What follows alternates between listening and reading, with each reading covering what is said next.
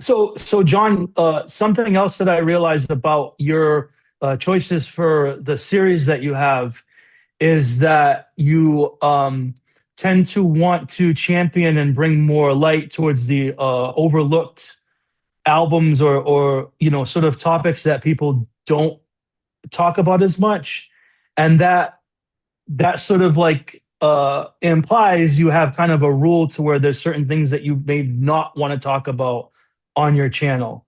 So um how does one not so I'm asking you, like, talk about what you don't want to talk about. Like, it's almost like a meta conversation. Like I'm curious to see like your thoughts on, because there's always like there's the YouTuber who thinks like, I'll talk about Beatles Sergeant Peppers, but I'm gonna put my own spin on it and it's gonna be different somehow. And I feel as though like in removing yourself from that equation to where you're like, I'm just not gonna probably talk about Sergeant Peppers because it's been done to death. Like, is that kind of like, is that where I'm picking up what you've been putting down secretly here? Or We were on the Contrarians together, yeah, and I'm still on the Contrarians. Some of the topics that were discussed, I thought, why are you? There was a Dark Horse album series. yeah, I don't think you talk about Dark Horse albums that were high. I don't think Dark Horse albums are highly successful. okay, So, meaning one time someone suggested No More Tears. yeah, We talk about an album that was uber successful and gave Ozzy Osbourne his biggest hit. So that's one thing, but another big thing is I don't want to talk about the same bands that a lot of YouTube channels talk about, no matter how popular the band is. I don't want to talk about Kiss. I've I loved Kiss in the 80s. They were my favorite band, like a lot of us who were on the Contrarians who were around 55 years old, like I am. Will be next week. But so, but my second show on there was Vinnie Vincent, Genius or Hack or something like that.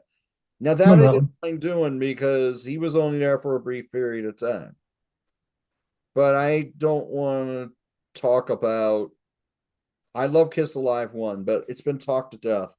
I don't want to talk about their merchandising or they're putting out these box sets that are overly priced and things like that. I think Kiss has been talked to death. Yeah, I try to stay away from that. I any band, as much as I talk about Sabbath, okay, I like Sabbath a lot, but if I was going to talk about them, it was going to have to be an album that wasn't really revered. So when they suggested Technical Ecstasy versus Never Say Die, okay, I'll talk about that. But on my channel, I'm going to go deeper than that. So there's like certain bands that I think that are talked about all the time that uh, especially there's just these hot button bands, I think. And Kiss seems like to be the biggest one on like the Contrarians and similar channels like that. It has to be about music. I don't talk about politics or religion. I Yeah, think that's something you discuss in your home. I don't think that's something that should be discussed on YouTube. If people do it and they really enjoy it and their channels are successful, well, good for you. But it's just not my thing. Um, I try to stay away from negative. This is the worst album ever made, and put up a graphic. This sucks. you don't want to do that, John? Oh, I'm gonna be a positive person. So I'm not gonna do that. Or the worst of. I know that that brings in viewers. No, done to death. Because I think as a society, we are more attracted to negative than positive. But I try to be Yeah. a more glass half full person, so to speak. Yeah. So I don't want to hit that negative thing, even if it means more views. It isn't me. It's not honest. So I'm not going to talk about things that have been talked to death. I'm going to stay away from negative. I don't talk about death, meaning if someone passes away, I don't do a video. I don't do a video because a lot of people do that and they could do a much better job than I can. They are going to be more well spoken about it. They're going to be more prepared. They're going to be able to talk more about the artist than I am. I don't feel comfortable doing it when so many of my friends do it so well. Friends who have channels. Yeah. Yeah. So I I stay away from that. And I try not to just jump on like a trend of a topic that a lot of people are talking about. I'm not just going to do that just to try to get a few subscribers or whatever. It's not me. I just don't do those things. So there you go. And but like a lot of it is the done to that stuff. Yeah. I I you got to put something out that's different, that'll give reason for people to tune in. I mean, why would they want to watch the same thing over and over? That's how I feel. So there you go. When out of anybody that I know, you're when I was always suggested that I should make my own music channel at times, um, and I don't have an interest in doing that. Um, but out of anybody that I know, um, if I were to have done it, it would be more so like the path that you took, Thank you. because I think that we have a similar um, sort of like mentality when it comes to doing. I don't want to be the junior version of uh, Pete Pardo. I also think that it's predictable, but it's like I guess it's like, you turn on, news happens. Like let's talk about positive, like the oh geez, that the spaceship that just came back like the other day, like the Artemis, right? That was a big story, right? Channel 5, Channel 4, Channel 6, Channel 7, Channel 8, every single channel is going to have that blip, right? And it's fair, like they're going to do it, right? But it's like if somebody um, is going to come out with a new album, or it's so predictable that the channels are going to just, every single person's going to come out with their version of it. And if you're following all of them, like, and you see this all on a stream, your feed, like on YouTube, it becomes very predictable that there's like too much self awareness. Not to be pretentious, but like recording for a YouTube channel almost is better when it's looked at as an art form. And when someone is a painter and they're inspired to make a painting, they don't give a hoot about what other paintings are selling at the gallery. And oh, they're doing mountains last week, I should do one too. That's not the way that it works. Like you make your own lane, and it becomes a breath of fresh air when you're just organically coming up with stuff. Ryan Gavalier and I always have this conversations where like the Beatles is a big deal for me, and with a lot of people that are the generation behind me and stuff, my parents' generation and stuff. And so like boomers and Gen X and everything, like, and you talk about earlier about how a Kiss has like a stronghold, and I'd be like, oh, I don't see a lot of Beatles like talk, and he's like, honestly, like they're not. It doesn't seem like they're that important to people who love '70s like metal and stuff, like Sabbath and Zeppelin and stuff. It seems like the Beatles are not. They're just one couple of years too late to hop on that train. It doesn't seem like they get talked about, even though like pound for pound they're going to sell and get as much attention as those bands. It seems like there's something a little bit disconnected there, to where in my mind, like I'm going to talk and think and play the Beatles just as much as I play Zeppelin. And I'm a younger guy than the people that were alive when Kiss was like a phenomenon and stuff. So it's interesting how like I get kind of um, it's kind of a bump. Like I know that like when people do videos about like the solo years, that's kind of like latter day Beatles albums in a sense, because they're overlooked and not enough is talked about that. And oh geez, there was something else that you mentioned. You know, when that thing happened with the suggestion of No More Tears on the Contrarians, that like was a moment that like brought the, it seemed like the pitchforks and the torches out. Yeah. And and I think that when I first saw the suggestion, I thought to myself, okay, so there is a difference between dark horse commercial, dark horse critical. And it fits the criteria as being critical dark horse, because I think that a lot of people don't consider that to be critically like one of the best Ozzy albums or things that Ozzy was involved with when you look at, you know, Sabbath Plays Sabbath and Paranoid and Blizzard Right. of Oz and Diary. So like I understood it's like you don't see a lot of arguments that that's critically, you know, like the best writing that's come from Ozzy.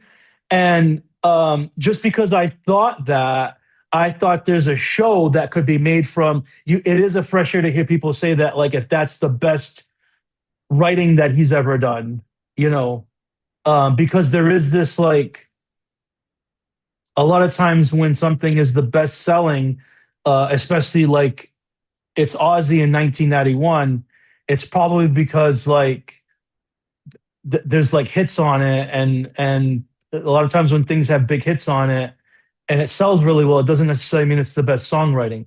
A good example, I'm sure Dynasty by Kiss, we are just talking about I Was Made for Loving You. That's probably one of the best selling Kiss albums.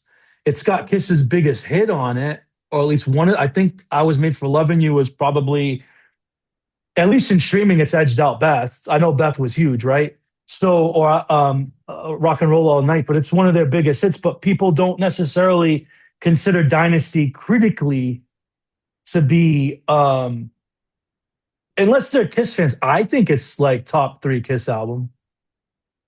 I think it's got Ace's best stuff, and you know, I like it a lot actually. I think that Dynasty is the top three. I think the production on it is one of the best produced Kiss albums. So like, there's interesting how like, you know, to be a little side topic about that thing about No More Tears. Like, yeah, there's going to be a lot of information on No More Tears. Talk about. I'm more curious about fall off albums. So where what did the fan base feel like? Did they agree that this was the when Osmosis came out? I've heard some. I've listened to that album and I like a lot of the stuff on it.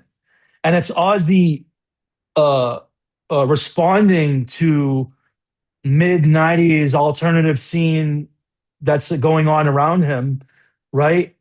Um, so it's interesting to see like where's he at that point, and it's not just Ozzy responding to it; it's Zach Wilde responding to it, because Zach was still a guy that seemed like made sense in '88. He's part of the '88 scene of like metal. He's part of '91, makes sense. But now, like if you're '88, if you're an '88 club, you know, late '80s like metal club, '95 is not your time anymore.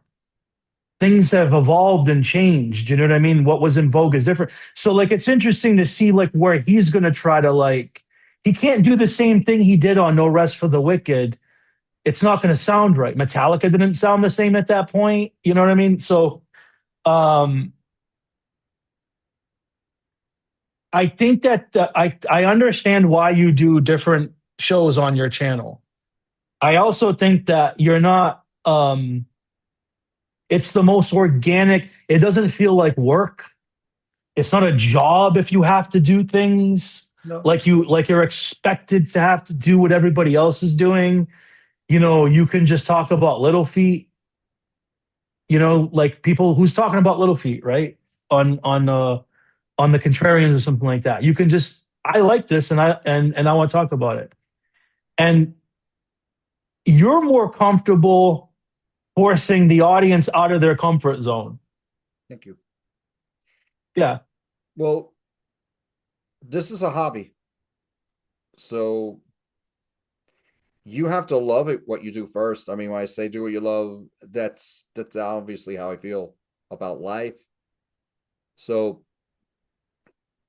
I'm gonna talk about what I love. My favorite band's Little Feat. I'm gonna talk about Little Feat. If Knob, if if I'm not getting a lot of views, hey, I'm talking about what I love. Although when I did do Little Feat struck up the band, it did really well. But I'm gonna talk about the stuff that I like. I'm not just gonna talk about something that's really popular and I'm not really into it. That then why would I do that? It's funny you talk about fall off albums. Well, the album after is kind of like that because I'm talking about the album that came out after the one that was really hugely successful. And it could be Yeah. like case thing, but usually it's after when a band peaked when I do those. And those are fun to talk about because you're like, okay, did they repeat the formula? Did they try to get a little more accessible? Did they have a hit? Did they have a song that was a really big hit? We're gonna write more songs like that. Or are we gonna do something completely different? Like Alanis Morissette did, right? So she made something completely different from Jagged Little Pill, much more personal album, but it's wonderful. So yeah, I mean, you have to. I think if you just gotta follow your heart. I mean, this is what you want to talk about. Do you gotta like or love what you do when you're doing this? I don't think your goal should just be, oh, it's something I'm gonna make money from. Well, there's so much competition out there. Good luck. Yeah. Yeah, I mean, there's so much competition. I mean, there's so many music channels. So why not make it like an extension of your musical tastes? So that's how I feel. So, but music's the core. It has to be about music. So I think you should do the album after. uh, I think you should do ZZ Top Recycler. Like uh, oh boy. It's funny. An album or Recycler versus Afterburner, and it would be, a lot of people say, "Oh, Afterburner kills it." There's some stuff on Afterburner I do not like at all, and I've said this on Rock Daydream Nation. Yeah. I cannot stand Velcro Fly. I think that is, oh my god, what ZZ Top? I love you. What were you thinking? I like that. Yeah. I like everything on Recycler more than that. Yet there's some songs on Recycler I don't think are up to snuff. I think when your best song is a song that was in a movie the year before in Double Back, yeah. But latter day albums, they may be discussed down the road. Just to give you a heads up on that. So yeah, I think I listened to Recycler recently. Um I still have my cassette. I heard it like 4 years ago and I liked it a lot more because I think there was a Contrarians video that was done on it and Yeah, everybody just sort of I think early on, maybe before they started doing panels. I thought it was an early, maybe, yeah. I thought it was right when I had joined. Okay. So we're talking 4 years ago, but it might have been me because I remember people opining on it, and I could tell that they just, when you talk about like you don't want to talk about things negative. Well, one of the things that I realize is that when people want to get on a video and they want to talk bad about an album, I can tell that they really probably didn't spend enough time with the album. Um, I guess it's a given that if they don't like it, they're not going to spend time with it, right? But at that point, I also don't value that opinion that much because they're not really fleshing things out. It seems very like I just heard this for 5 seconds and now I have something to talk about. A 5 second opinion, even if you love something, is not really that interesting to me. I want to hear it pulled apart. So that's one of the reasons why I don't care about negative album reviews is because they just seem short and vague and low resolution and you're standing like a million miles away from something and trying to make it make sense of it. It's not because my feelings are hurt because they didn't like what I liked. It's because I'm bored by what they're saying. And I remember that album in particular having that sort of effect. Um, Somebody had said something like, "Oh, like look at the album title. They're just recycling the same thing over again." It's like, well, actually, they're not. Like, that album. I think when I listened to it recently, I wasn't so warm on it. I like Afterburner. I like Afterburner more than you do. I like Eliminator more than Afterburner, but not as much as you do. Okay. So I'm a little bit like, you're here with them, and I'm a little bit like there with them. Right. So Recycler is not Afterburner Part 2, and it's not Eliminator Part 2, but just, you got to give credence to Billy Gibbons to think that he actually believed in what he was creating. Mm-hmm. Um, it's always a quote that I remember. I think it was from Neil Young, where he said, just because something's popular, people think that you don't believe in it because it's popular. You could still like think that you're making music not for cynical reasons, just to make money and get a quick buck. And I think that he still likes the synth. I think there's like it's got synthesizer on it, but it's not going back to like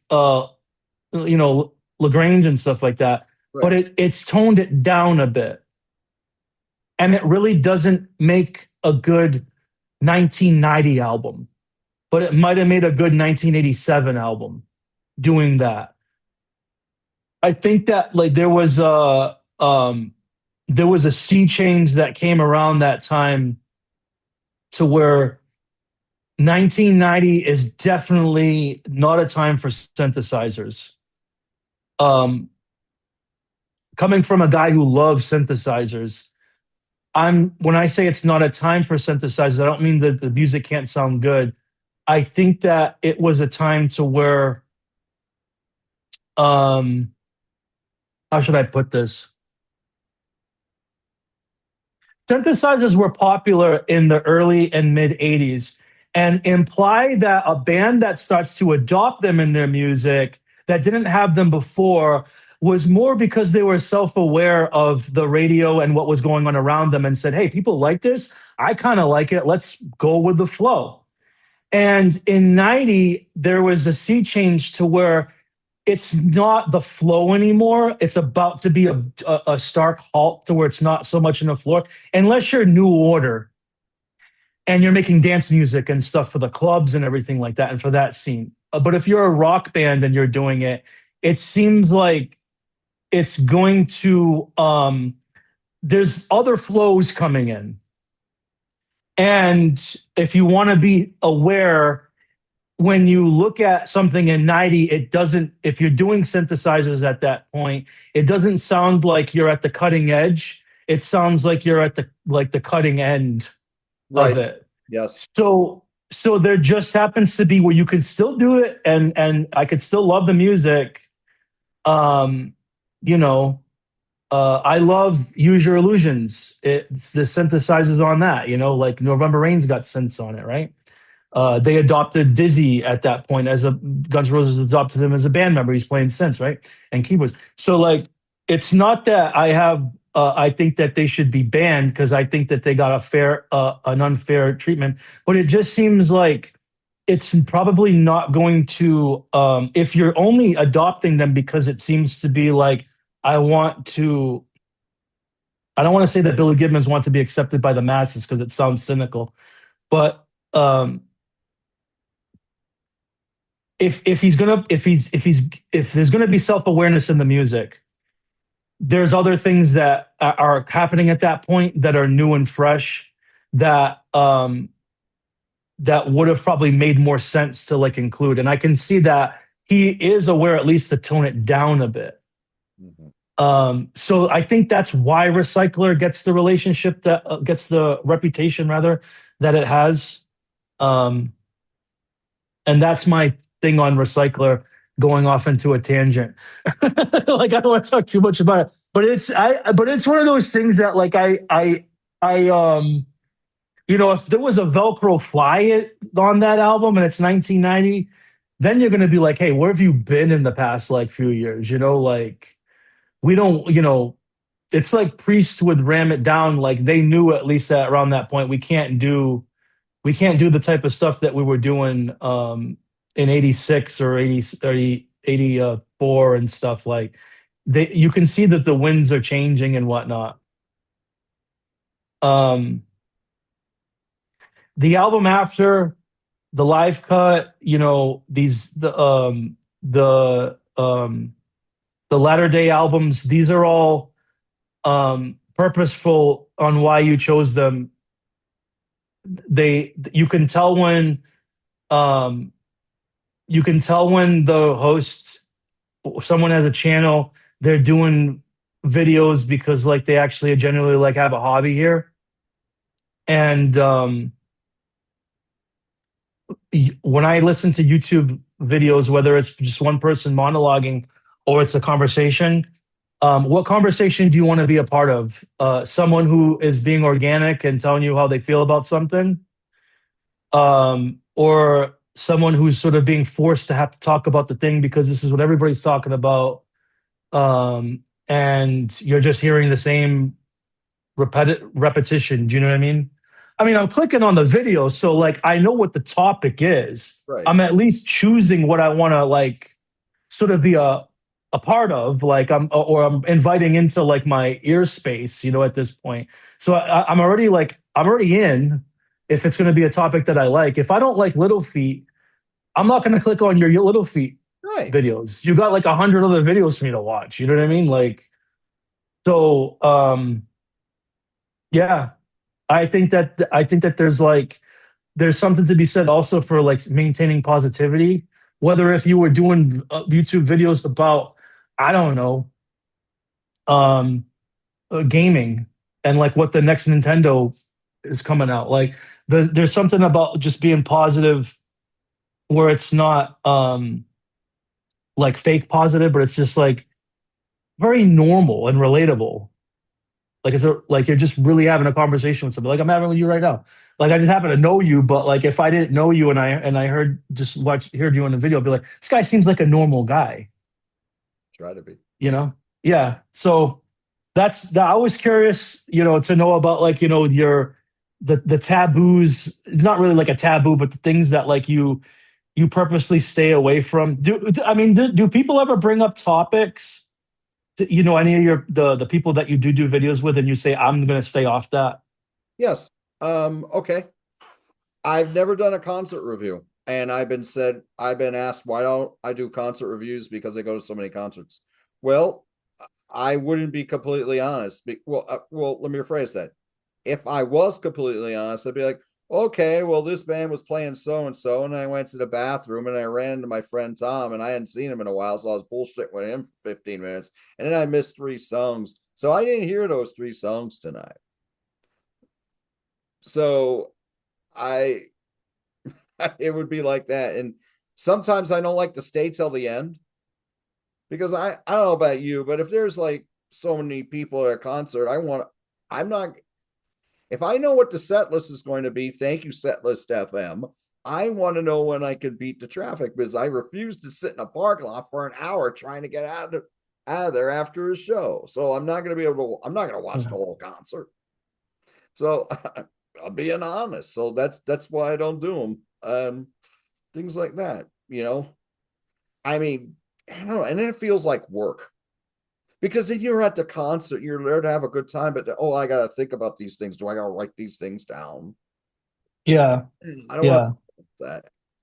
I did one concert review on All or Not or According to Jack, and at first I said no. And it's like, oh, Jack's a good dude. I'll do it. I think it was me, Davey Creighton, Jack, and John Clauser. So that was like the only one I did. But I've been asked a few times, oh, you do all these, concert reviews do well. I mean, it wouldn't feel weird. It would feel weird because I'd be like, oh yeah, well I missed this song because I had to go take a squirt. I mean, I'm not gonna do that. So, oh, I ran into somebody and then I just hung out with her for a while. It's just like I I couldn't lie and say, oh yeah, they did this song. It sounded really good. So Well, that's do one. you do you? I mean, like, here's a question though, but like, do you even watch other people's concert review videos? Very rarely because I want to know because I may be going to see that show later on. If I'm going to see that show later on, I don't want to watch their review yet. I may watch it after I see the show. The only time I might watch a concert review is if I'm not going to see that band or anything, I'm just curious. Do they sound better than when I heard them the last time? That might be when I watch it, and it's rare. The last one I watched was probably on Almost Human, and I think Ralph does a great job with his album reviews or his concert reviews. And just to let you know, I do watch his suck versus suck videos because I find them very entertaining. So even though I won't talk about something that sucks, I don't. If I'll watch something, the way he does it, it's to me, it's kind of good natured. I mean, I Yeah. really doesn't like Sammy Hagar's music. Okay, I get it, but Yeah.